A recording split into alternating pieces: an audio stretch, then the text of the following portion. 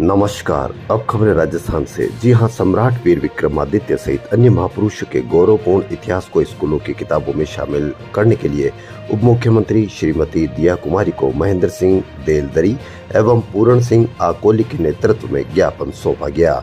जी हां, खबर सुनने के लिए आपसे निवेदन की यदि आपको पूरी खबर सुननी है तो आपके अपने चैनल को सब्सक्राइब करना ना भूलें। तो बढ़ते हैं, क्या है आज की खबर जो ज्ञापन में सौंपी गई है। सम्राट वीर विक्रमादित्य सहित अन्य महापुरुषों के गौरवपूर्ण इतिहास को स्कूलों की किताबों में शामिल करने के लिए उप मुख्यमंत्री दिया कुमारी को महेंद्र सिंह देलदरी एवं पूरण सिंह आकोली के नेतृत्व में ज्ञापन सौंपा गया।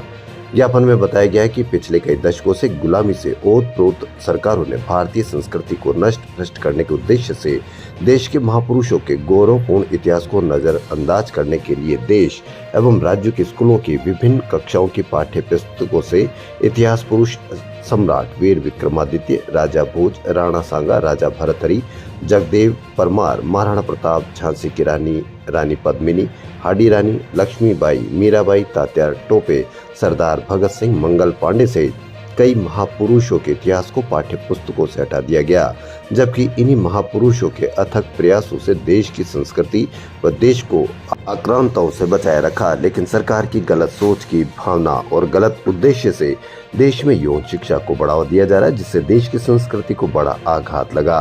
अर्थात देश की संस्कृति नष्ट भ्रष्ट हो गई, जिसके चलते पिता गुरुजनों का सम्मान, छोटे बड़ों का सम्मान, सत्य असत्य का भान, सही गलत रास्ते का ध्यान आदि का कोई भान नहीं रहने से देश में कई अनहोनी घटनाएं घट रही है, क्योंकि उन्होंने भारतीय संस्कृति का पाठ पढ़ा नहीं। देश की जनता के लिए उन महापुरुषों ने जनता का हित सर्वोपरि समझकर देश की रक्षा के खातिर आक्रांताओं से लोहा लेते हुए सिर कटने के बाद भी युद्ध लड़ते रहे। ऐसी घटनाएं बहुत ही महत्वपूर्ण है। ऐसी अनहोनी घटनाएं भारत के अलावा अन्य देशों में नहीं मिलती है।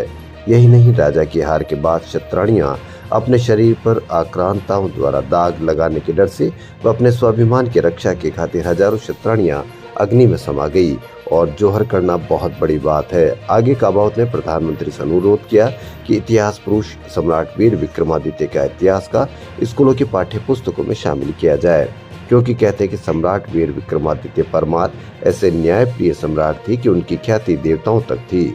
कहते हैं कि एक बार देवताओं ने सम्राट वीर विक्रमादित्य को उनको भी न्याय करने बुलाया था और उन्होंने देवताओं का न्याय किया था।